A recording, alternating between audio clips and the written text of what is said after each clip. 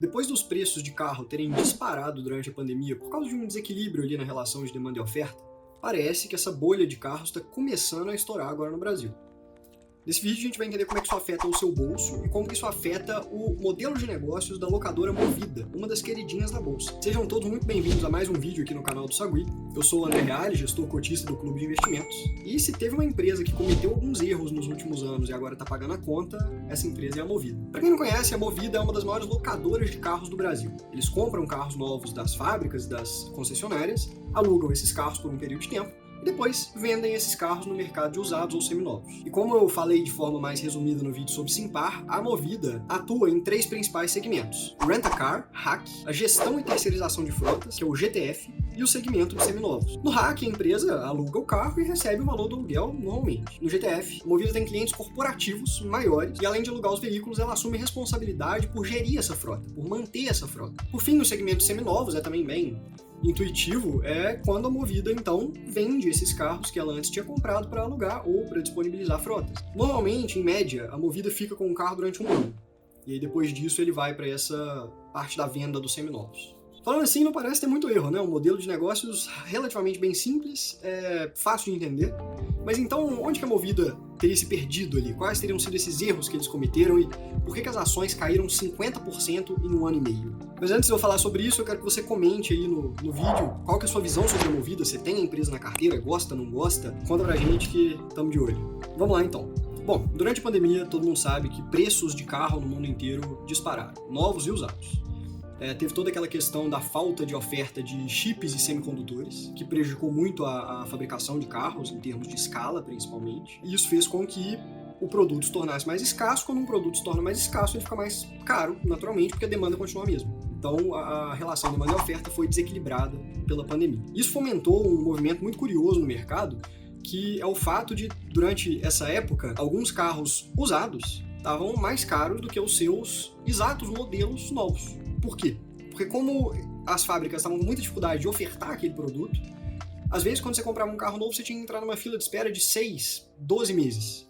E comprando ele carro usado ou seminovo, você tinha ele ali imediato. Então, por uma questão de tempo, o carro usado subiu de preço demais também. E esse problema na oferta ele foi tão forte que chegou ao ponto de alguns carros com modelos mais novos terem menos tecnologia do que os mesmos carros de modelo mais antigo. Foi, por exemplo, o caso da BMW X1 ou então do Polo, agora da Volkswagen, que saiu um modelo inferior ao do lançamento de 2018. Só que, obviamente, essa realidade é insustentável. E agora, mais recentemente, com esse pacote aí do governo, o impacto no mercado de seminovos vai ser maior ainda. Porque olha só, se o preço do carro novo vai cair ali na casa dos R$8.000, o quanto não vai cair o preço do carro usado? E agora que a demanda e a oferta voltaram a começar a se estabilizar, então dá para ter uma ideia aí da confusão que isso vai gerar para o setor de quem depende da venda de carros seminovos.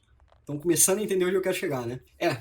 E parece que a Movida ou não soube ou não quis enxergar isso. Ou então foi pega de surpresa realmente. Porque nos últimos 4 anos, os caras mais do que dobraram a frota de veículos deles.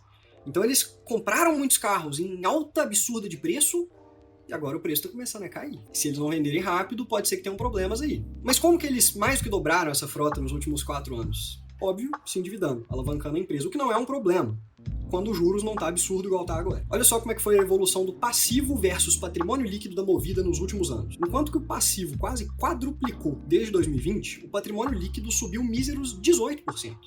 Consegue enxergar o problema agora? Antes de eu continuar essa explicação, não esquece de curtir o vídeo e se inscrever se você ainda não for inscrito para acompanhar os próximos vídeos de mais empresas e sobre o mercado de forma geral. A Movida começou a tomar dívida ali quando os juros eram de 2 a 6% mais ou menos para comprar carro quando eles estavam no preço mais alto.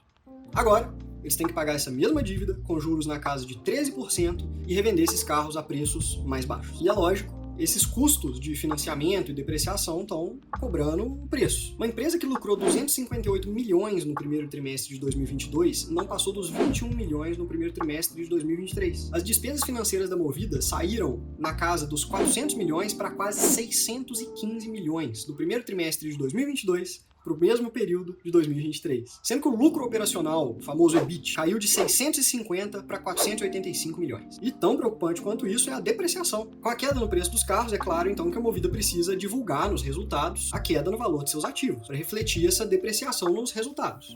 Como se fosse ali uma marcação a mercado, entre aspas. Só no primeiro trimestre desse ano, os custos com depreciação chegaram em 390 milhões de reais, com a taxa de depreciação média ali na casa dos 8,3%, batendo recorde, mesmo com redução de frota já em andamento. Voltando agora para a estrutura de capital, a dívida da Movida começou a bater na porta. Os contratos de dívida que são firmados pelas empresas têm uma coisa chamada de covenant, que são as cláusulas restritivas, impondo limites ali que não podem ser ultrapassados sob pena de multa. Para a Movida, no caso, esse limite é baseado no indicador dívida líquida por EBITDA, que não pode passar dos 3,5 vezes, sendo que hoje em dia está girando na casa dos 2,93 vezes, ou seja, perigosamente perto do limite. E aí, justamente por conta disso, eles estão correndo atrás do prejuízo e tentando diminuir a frota de veículos, claro, vendendo pelos melhores preços que eles conseguem, mas isso nem sempre é fácil. Nesse primeiro trimestre, pra vocês terem ideia, eles tiveram aí um desinvestimento na casa dos 600 milhões de reais, considerando compra e venda de ativos e investimento em lojas de forma geral. O lado bom disso é que com essa nova filosofia, né, de investimento menos agressivo, eles têm conseguido repor a frota ali no mínimo necessário com compras de carros até que relativamente baratos. Mas será que a maré tá realmente para mudar para essa locadora? Tudo indica que a gente está prestes a ver uma queda na taxa de juros para o segundo semestre desse ano. A inflação parece estar tendo uma queda relevante. E a Movida tem uma coisa que eles não tinham antes da pandemia, a Simpar.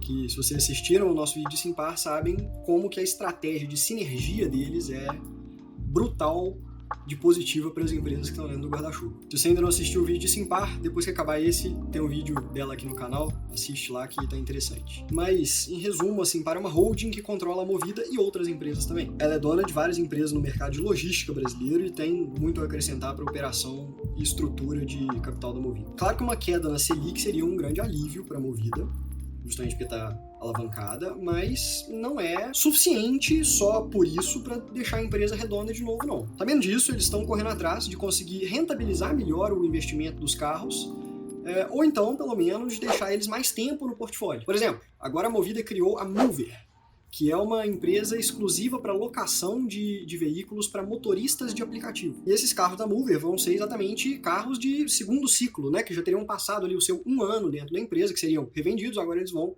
para a Mover para ser alugados por motoristas de aplicativo. Isso faz com que para o cliente seja mais barato e que a Movida consiga prolongar a vida útil desse ativo dela. Mas até onde será que vai realmente a queda dos preços nos carros, tanto novos quanto usados?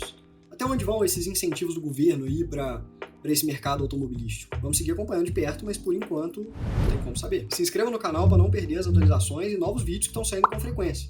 Vamos falar de várias empresas, sobre o mercado financeiro de forma geral e coisas mais que são interessantes.